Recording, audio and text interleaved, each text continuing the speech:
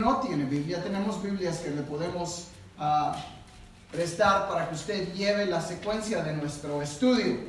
Y estamos en el capítulo 8 de Primera Corintios. Ahora, yo no sé si usted es como yo de carnal, que le gusta la carne. No me vaya a malinterpretar. Yo no sé si a usted le gusta un buen pedazo de carne, ¿verdad? Yo no soy vegetariano, se los he dicho, ¿verdad? Y es por eso que me preocupa cuando tenemos potlucks y no hay carne, porque entonces quiere decir que voy a estar en ayuno. Pero a mí me gusta la carne, me gusta comer cualquier tipo de carne y es sabrosa. Pero la iglesia de los Corintios estaban en un problema, en un predicamento, la verdad. Si usted se acuerda, la iglesia de Corinto estaba situada en una ciudad 100% idólatra. ¿Se acuerda usted? Tenían cientos de templos, sinagogas, imágenes, ídolos por todos lados. Había un dicho que se decía que era más fácil encontrar un Dios que encontrar un hombre en Corinto. De esa manera era la influencia idólatra en esta ciudad. Y lo que había llegado a ser el problema a la iglesia era el menú en sí. La carne que era sacrificada a los ídolos. Entonces, desde el capítulo 7 hasta el capítulo 10, del capítulo 8 hasta el capítulo 10, Pablo habla específicamente en cuanto a la carne que es sacrificada a los ídolos. ¿Qué podemos comer? ¿Qué no podemos comer? Esa era una de las preguntas que esta iglesia le hizo a Pablo. Pablo, ¿qué podemos comer? Estamos en medio de esta idolatría. Todo lo que venden prácticamente ha sido ofrecido a los ídolos, y vamos a ver un poquito más de esto más adelante. Y Pablo les contesta, les habla en cuanto a este problema que en realidad la iglesia estaba involucrada. Y vamos a dividir este capítulo con la ayuda de Dios en tres partes. Vamos a ver dos principios a considerar en cuanto al problema que la iglesia de Corintios tenía, la realidad de los ídolos y un problema de conciencia. Así es de que vamos a empezar desde el versículo 1. Dice la palabra de Dios: en cuanto a lo sacrificado a los ídolos, sabemos que todos tenemos conocimiento. El conocimiento envanece, pero el amor edifica.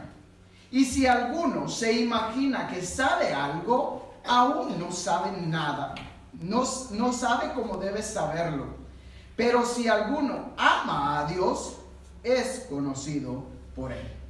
Y los dos principios, mis hermanos, son estos: el amor edifica, el conocimiento envanece.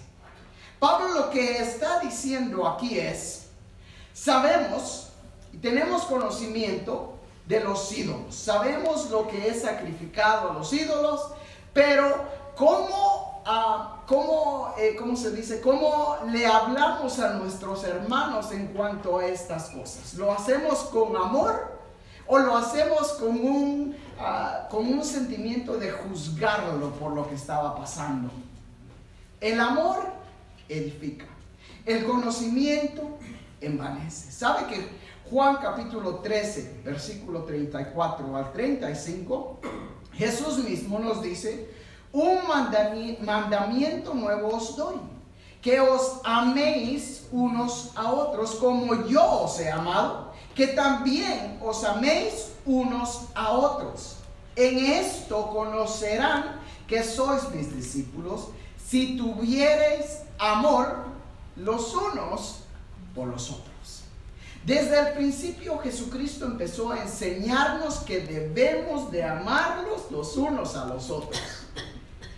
Y a través del Nuevo Testamento usted va a ver que los discípulos predicaban y enseñaban. Santiago, Juan, Pedro, Pablo, amémonos los unos a los otros, ámense los unos a otros. Cada vez que Juan hablaba, decía, hijitos, amémonos los unos a los otros. Hijitos, ámense los unos a los otros. Esa era la enseñanza de Juan. ¿Por qué? ¿Se ha puesto a pensar usted por qué tanto énfasis en amarnos los unos a los otros? Porque dése cuenta quiénes están a su alrededor. ¿Somos conocidos desde nuestra infancia?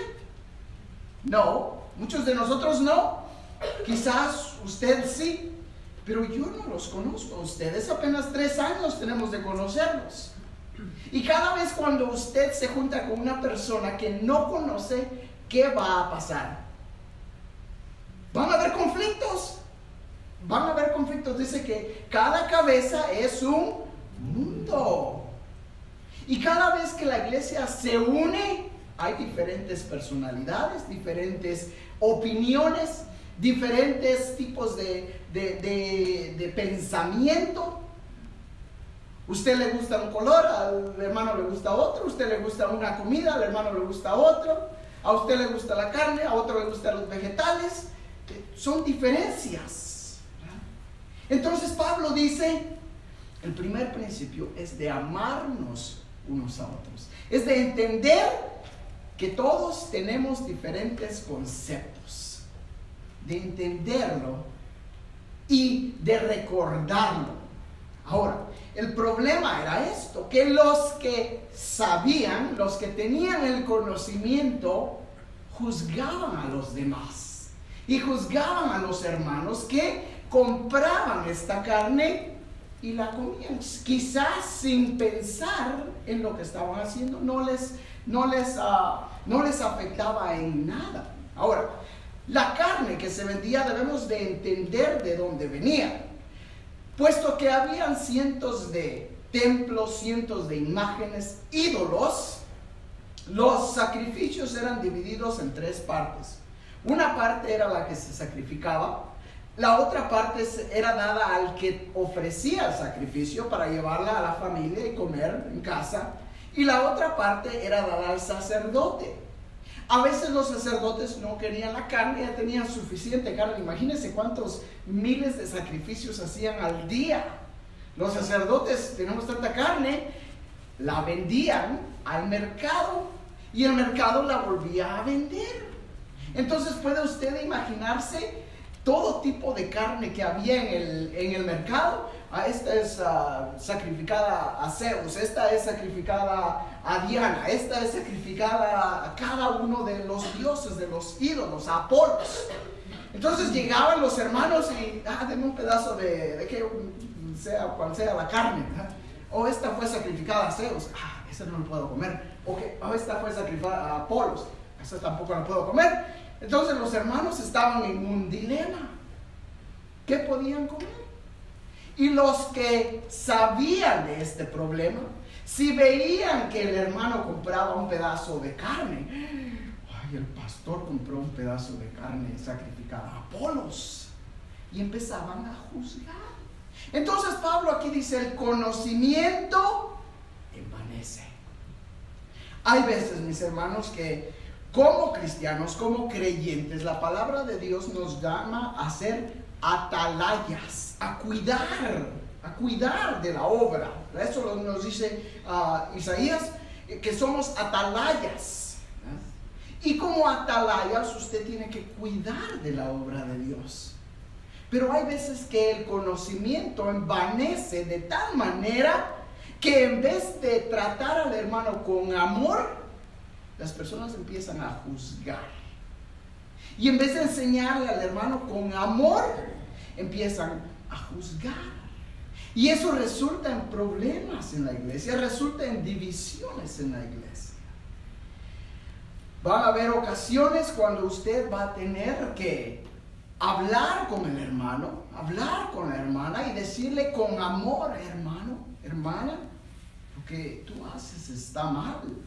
A la luz de la palabra de Dios está mal. Y créame que cuando lo haga, la gente no lo va a querer mucho. No lo van a ver bien. No le van a mandar tarjeta de cumpleaños, ni mucho menos tarjeta de Navidad. Créamelo. Pero eso es lo que la palabra de Dios nos llama a hacer. Pero ¿cómo lo hacemos? ¿Lo hacemos con amor o lo hacemos en una manera de juzgar al hermano? Pablo dice, el amor edifica, pero el conocimiento envanece. Tenemos que tener cuidado cómo hablemos a los hermanos en cuanto a cosas que nosotros creemos. Hermano, tú estás mal en esta área, tenemos que hablar. Y Pablo nos dice en 2 de Timoteo 4, te encarezco delante de Dios y del Señor Jesucristo, que juzgará a los vivos y a los muertos en su manifestación y en su reino, que prediques la palabra, que instes a tiempo y fuera de tiempo, redarguye, reprende, exhorta con toda paciencia y doctrina. No a todos les gusta. A nadie nos gusta que nos digan la verdad, que nos hagan las orejas de vez en cuando. Y hay personas que se ofenden. Y a veces, aun cuando usted lo haga con todo amor, la persona se va a ofender de todas maneras. Y de todas maneras le van a dejar quizás hasta de hablar. Pero es nuestro deber. Pero ¿cómo lo hacemos? ¿Lo hacemos con amor o lo hacemos con un sentimiento de juzgar? Versículo 4. Acerca pues de las viandas, no sé si soy yo el único que tiene calor aquí, pero yo creo que si podemos bajar un poquito la temperatura, ya se me empiezan a dormir y apenas acabo de empezar.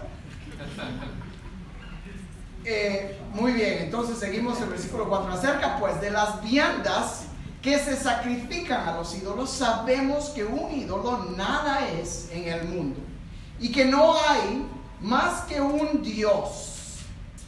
Pues aunque hayan algunos que se llamen dioses, sean en el cielo o en la tierra, como hay muchos dioses y muchos señores, para nosotros, sin embargo, solo hay un Dios, el Padre, del cual proceden todas las cosas, y nosotros somos para Él, y un Señor Jesucristo, por medio del cual son todas las cosas, y nosotros por medio de Él. La realidad de los ídolos. Pablo dice, en primer lugar, los ídolos no son nada. No son nada. Vaya conmigo a Salmo 135, versículo 15 al 18. Salmo 135.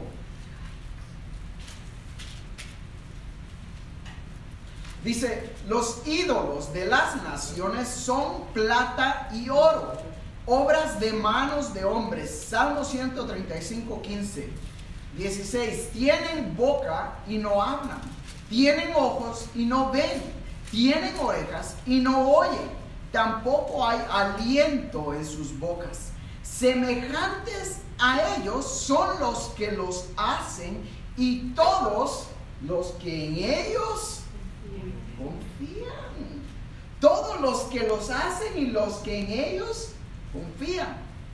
¿Tienen boca? No. ¿Tienen ojos? No ven. ¿Tienen oídos? No oyen.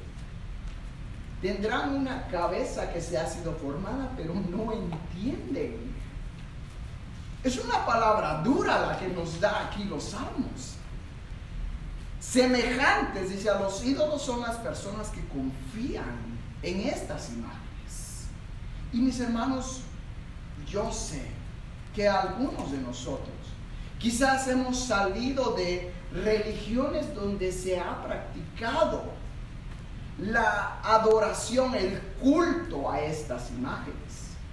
Déjeme decirle que usted ahora ya es libre en Cristo. Amén. Y que su Dios es el único Dios que vive y permanece para siempre. El único Dios que escucha sus oraciones. Usted no tiene que ver nada con ninguna imagen ya. Amén. Amén. Amén. Toda la palabra de Dios, Antiguo Testamento y Nuevo Testamento, nos enseña que Dios es un Dios celoso y que Dios no tolera la idolatría. Lo ve como una inmoralidad espiritual, prácticamente. Dios no tolera ni los ídolos ni a los que los adoran. Es una verdad. Y hay cristianos, tristemente, que aunque ya han aceptado a Cristo, no pueden dejar a sus santos, no pueden dejar a sus imágenes, y todavía les rezan, todavía les oran, todavía les piden.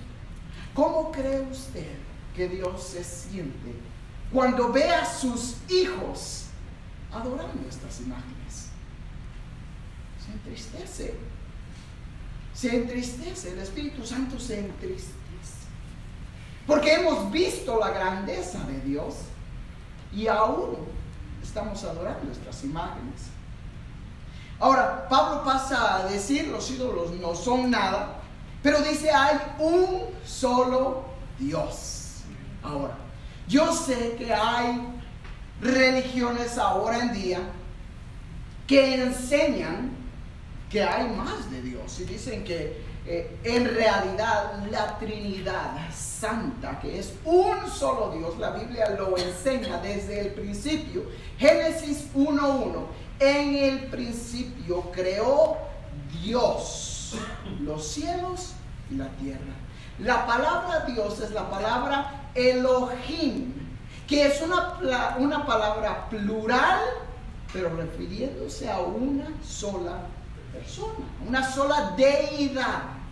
Creemos en la Santa Trinidad, Dios Padre, Dios Hijo y Dios Espíritu Santo, pero no son tres dioses, son tres personas en perfecta unidad, un solo Dios, que han existido desde la eternidad, en el presente y en el futuro.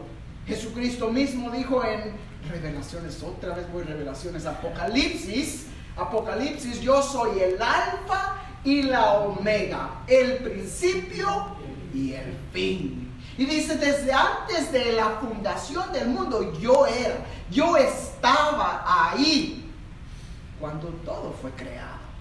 Entonces no creemos en tres dioses, creemos en un solo Dios, tres personas en perfecta divinidad, con diferentes responsabilidades, si le podemos llamar así. Dios Padre es el creador, Jesucristo es el salvador del mundo, el redentor, y el Espíritu Santo es el que convence al hombre de pecado. Esa es cada responsabilidad de cada una de las personas de la Trinidad, pero un solo Dios.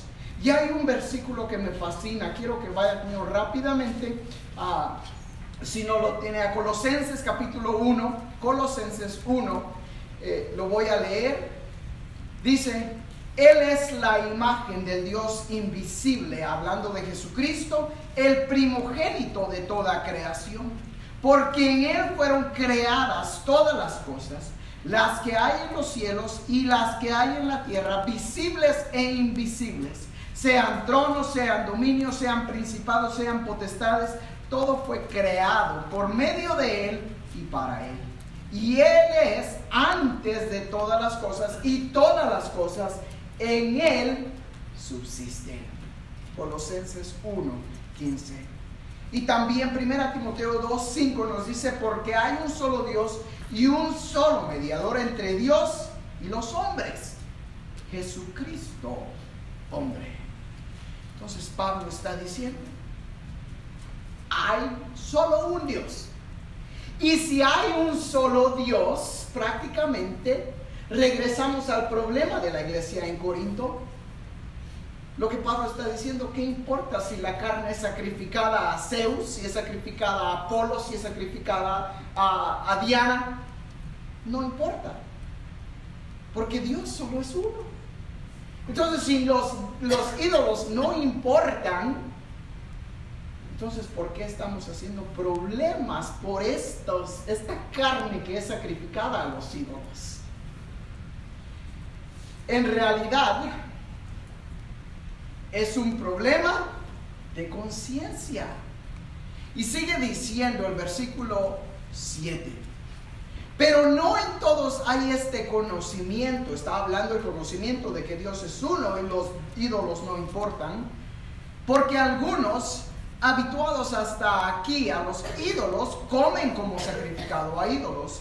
Y su conciencia, siendo débil, se contamina. Si bien la vianda no nos hace más aceptos ante Dios, pues ni porque comamos seremos más, ni porque no comamos seremos menos. Pablo está diciendo aquí, el problema es que algunos, puesto que vienen de una religión donde se practicaba el sacrificio a los ídolos, todavía sienten que están participando, y eso cuando compran esa carne. Entonces Pablo dice, no han entendido todavía que los ídolos no valen nada y que Dios es solo uno. Su conciencia todavía está débil, son inmaduros espiritualmente. Ahora usted me podrá decir, ¿y eso qué tengo que ver? ¿Qué tiene que ver conmigo? ¿O cuándo fue la última vez que usted fue a McDonald's y preguntó a ver si esta carne ha sido sacrificada a los ídolos? No. A veces no lo podemos entender porque no nos podemos relacionar con eso, ¿verdad? Nosotros no, obviamente, la sociedad en donde vivimos nosotros no se practican los sacrificios a los ídolos. Pero hay otras cosas que practicamos y que todavía los cristianos se sienten débiles.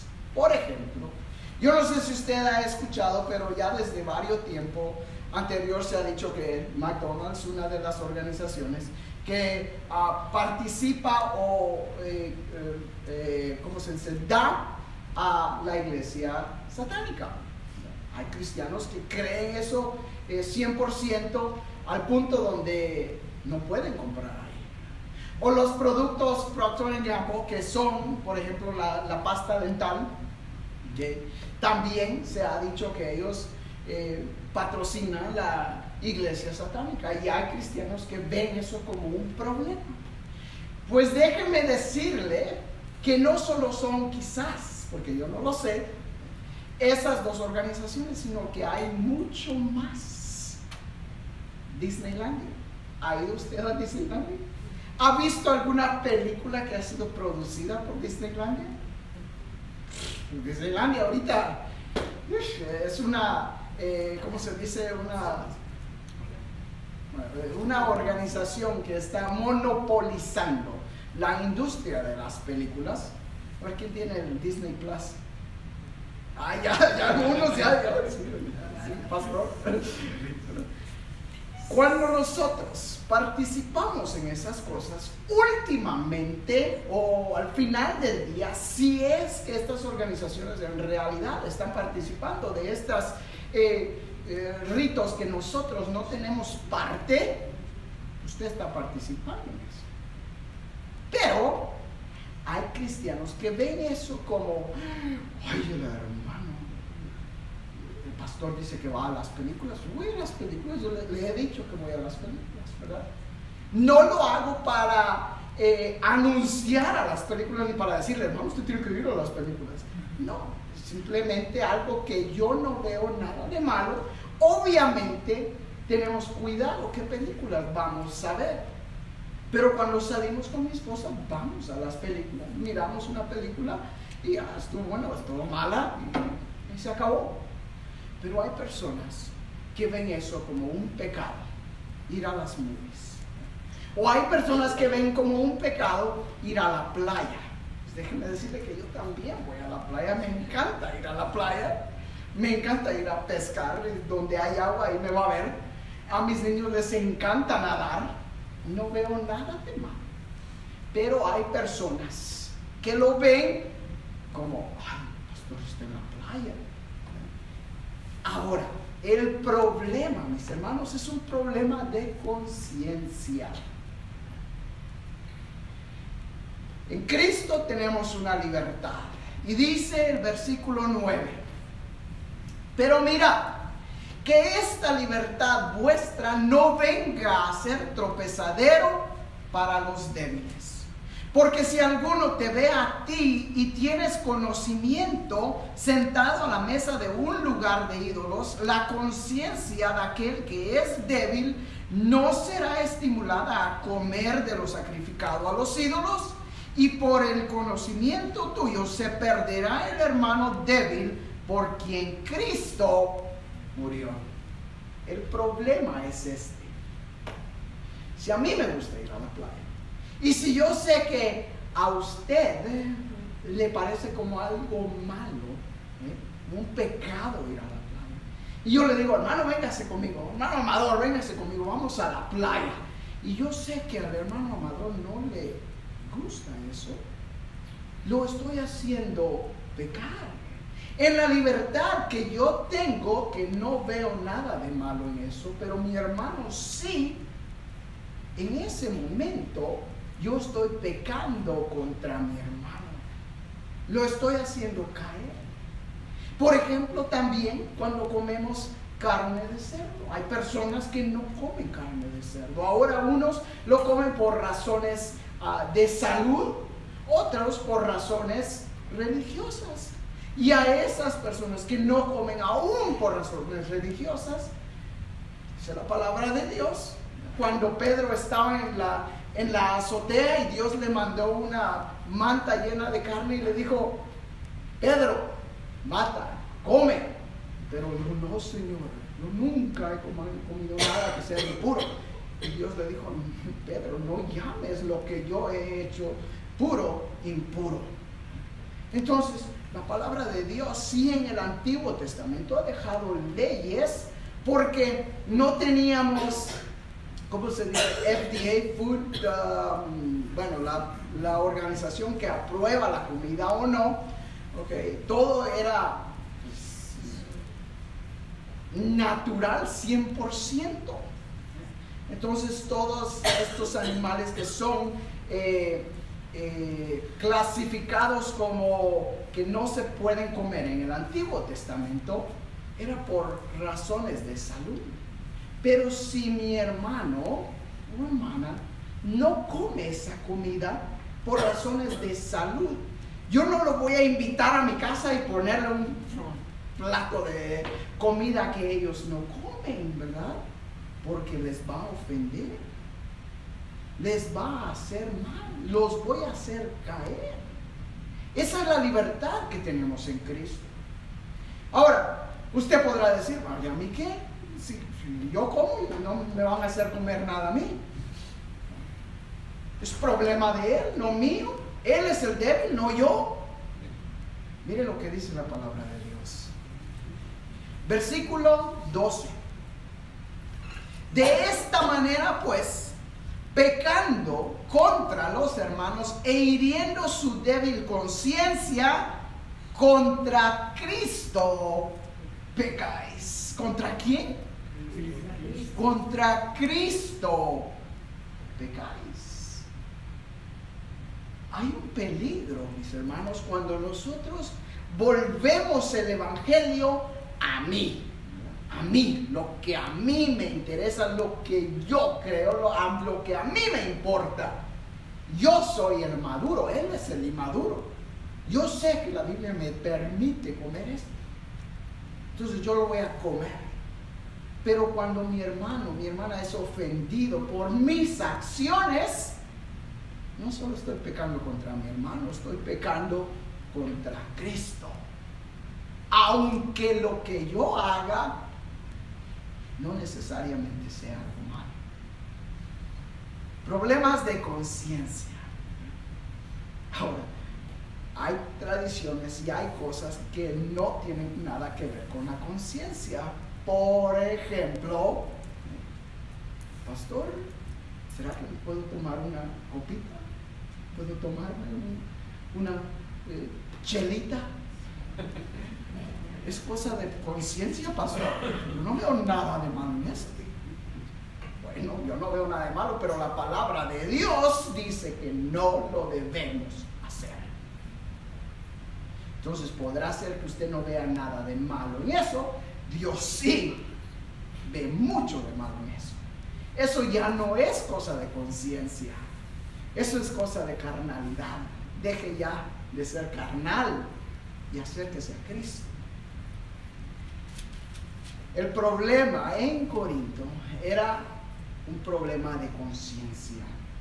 Mis hermanos, tenemos que tener cuidado cómo vemos estas cosas, porque cuando hacemos que nuestros hermanos caigan a través de nuestras acciones, estamos pecando contra Cristo mismo.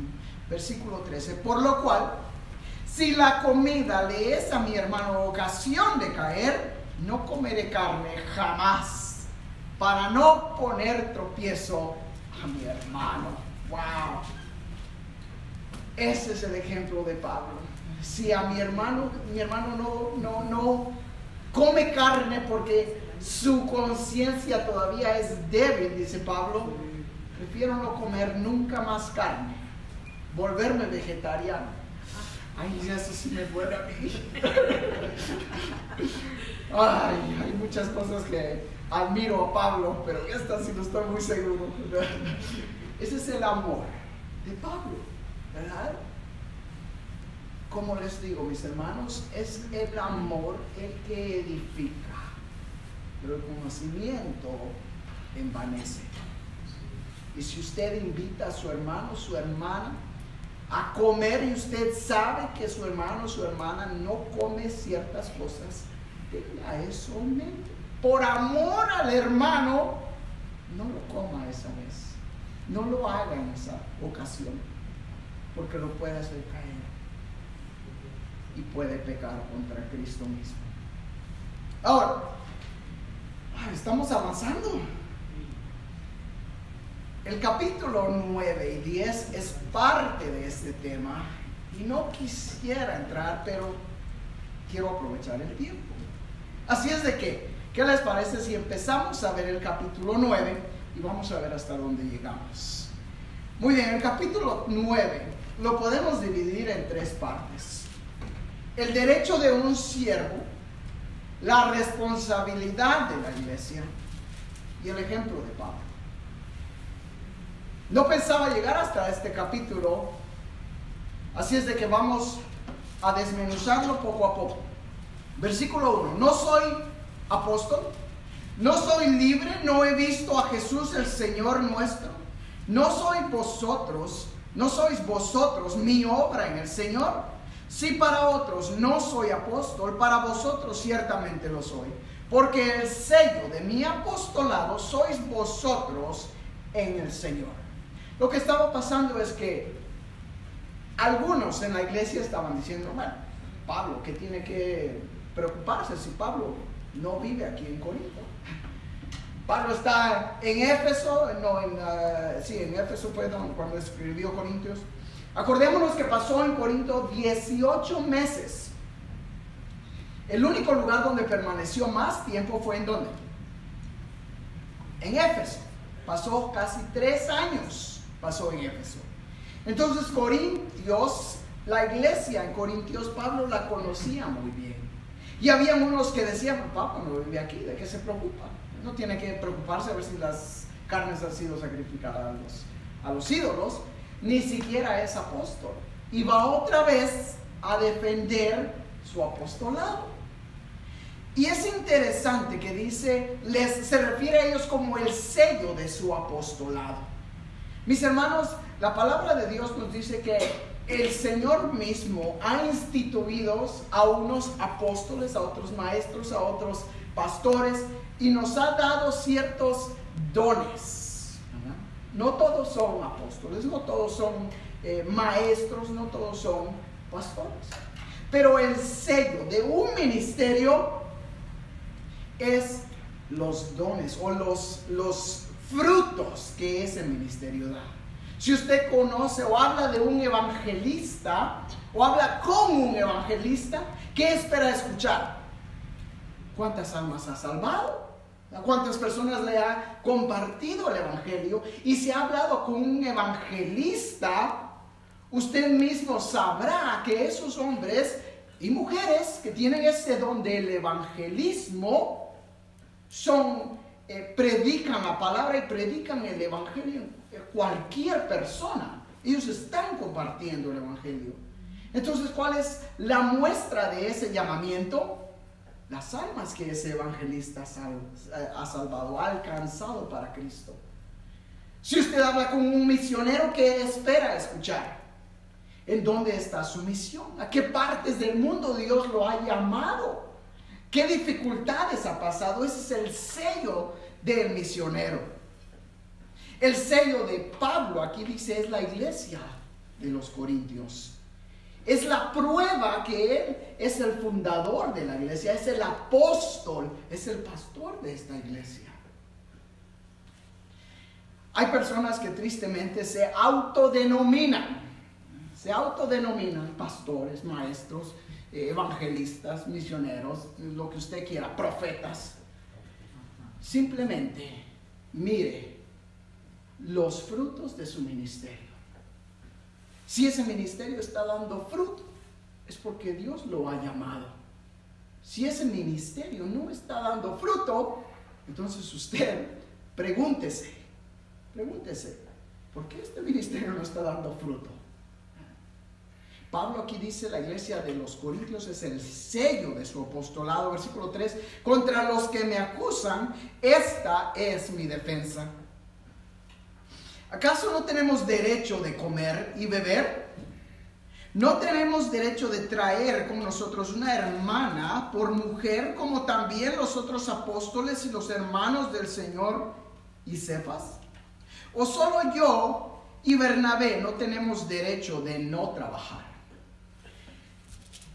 Acordémonos que los apóstoles en este tiempo estaban casados. Sabemos que Pedro tenía su esposa, porque aún a la suegra de Pedro fue la que Jesucristo sanó.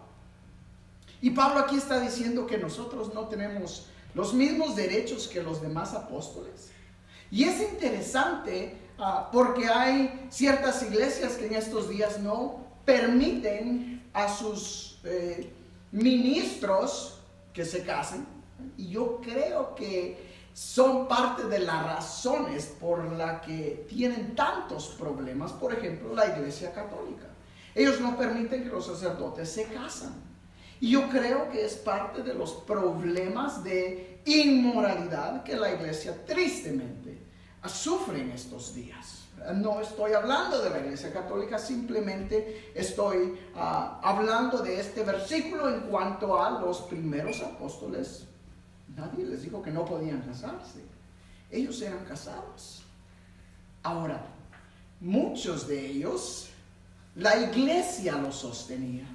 Y pasamos a un punto que a mí me cuesta hablar, mis hermanos, les soy sincero, porque reconozco que soy su pastor.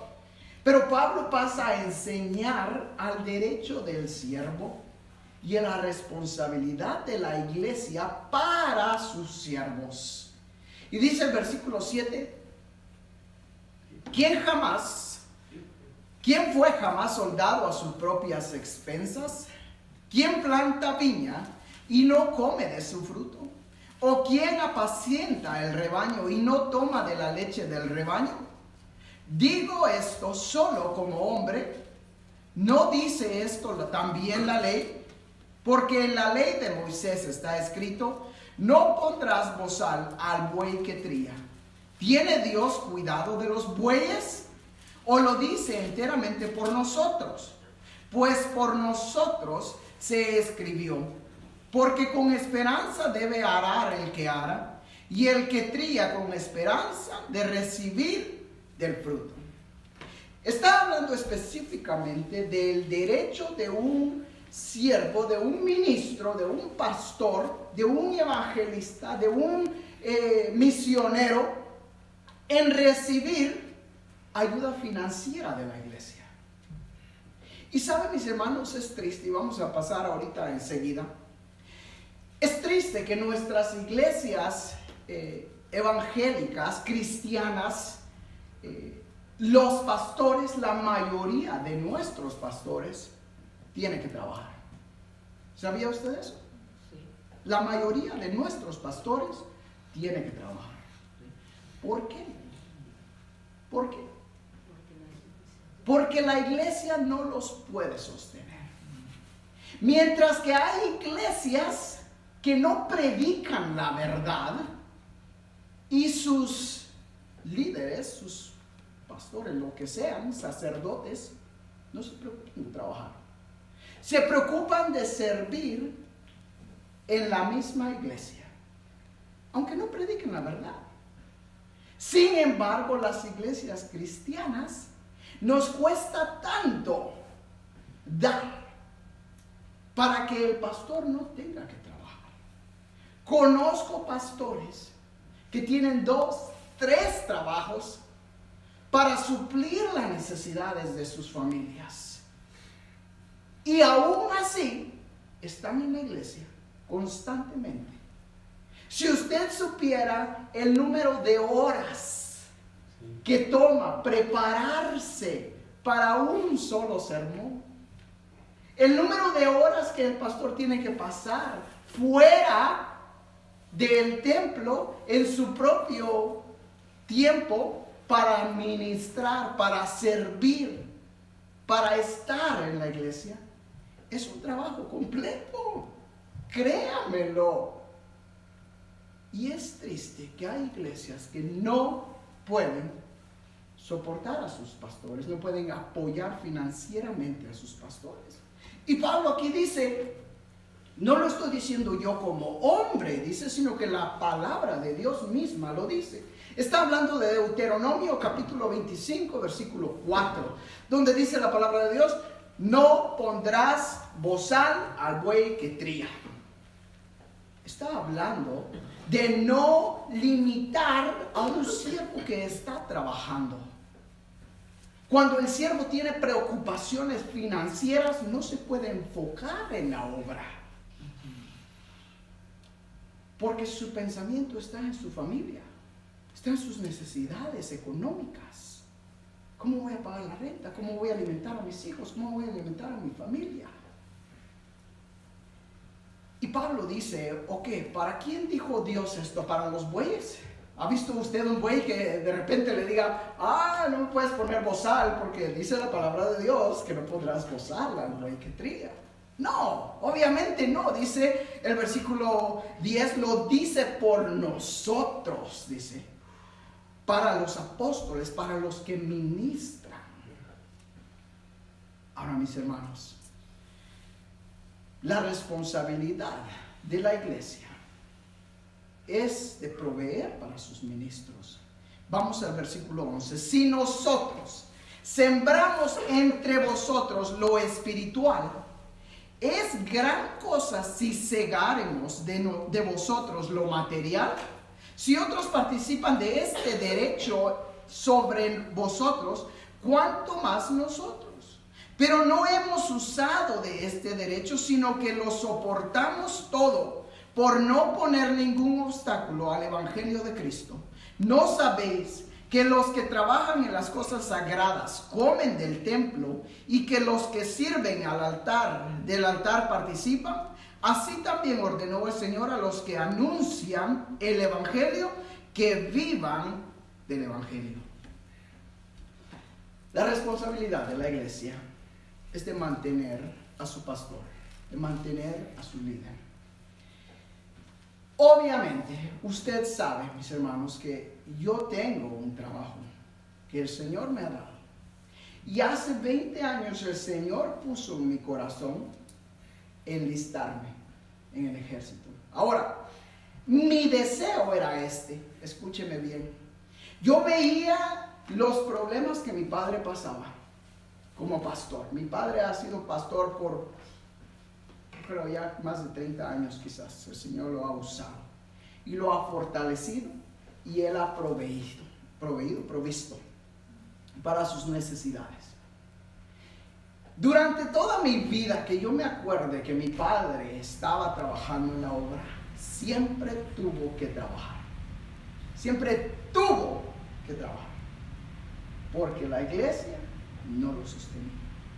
No estoy hablando mal de la iglesia, simplemente que yo veía la necesidad de mi padre. Yo decía, como alguien dijo, Si quieres salir de pobre, no te metas en la iglesia, nunca vas a salir de pobre. Pero es porque Dios provee para las necesidades del siervo.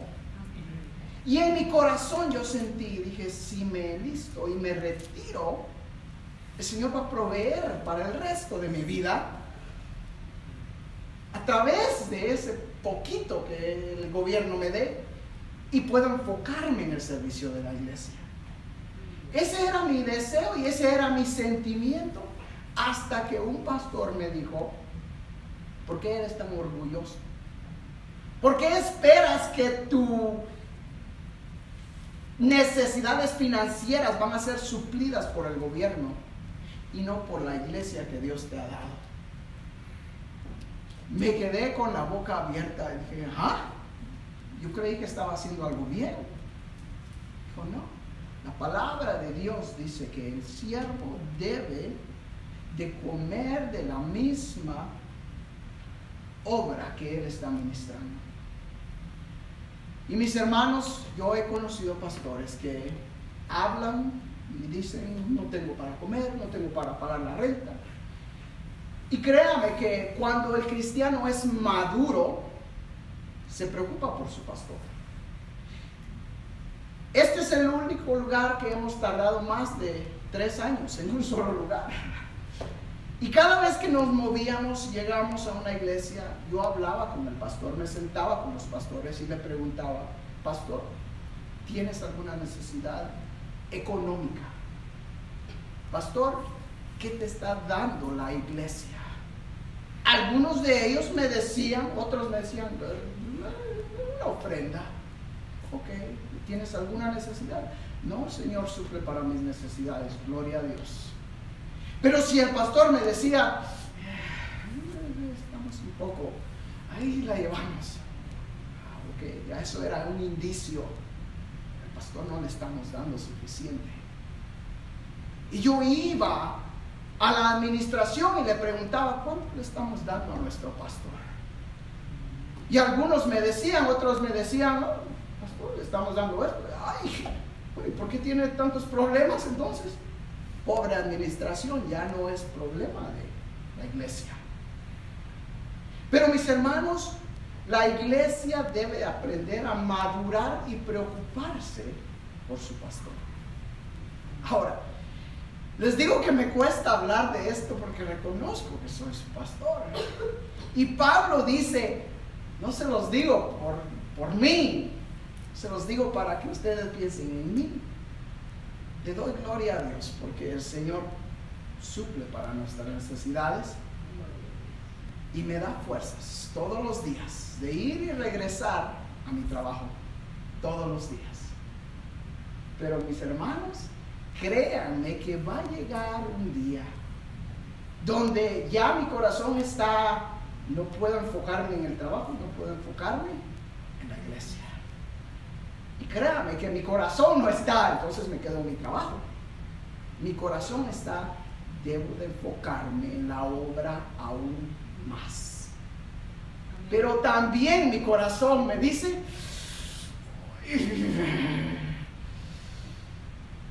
¿cómo le vamos a hacer? ¿Cómo le vamos a hacer? Yo no sé. Se los he dicho y se los vuelvo a decir. La iglesia me da una ofrenda muy mínima. Tan mínima que no alcanza ni a pagar el gas.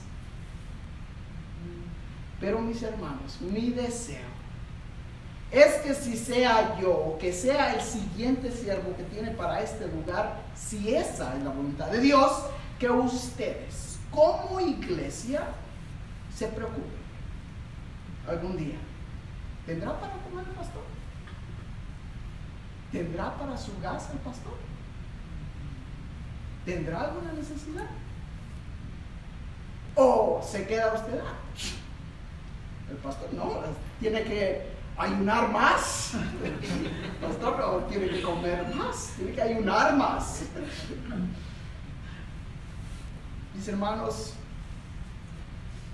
el amor es el que nos hace crecer. El amor los unos para los otros. Yo les agradezco el amor que me han demostrado. Cuando a veces usted, pastor, aquí está esto, pastor, aquí está el otro. Y hay iglesias que aman a su pastor de esa manera. Pero hay iglesias que también traigan al pastor, pero, o lo mastican, pero no lo traigan. ¿Qué quiere decir con eso?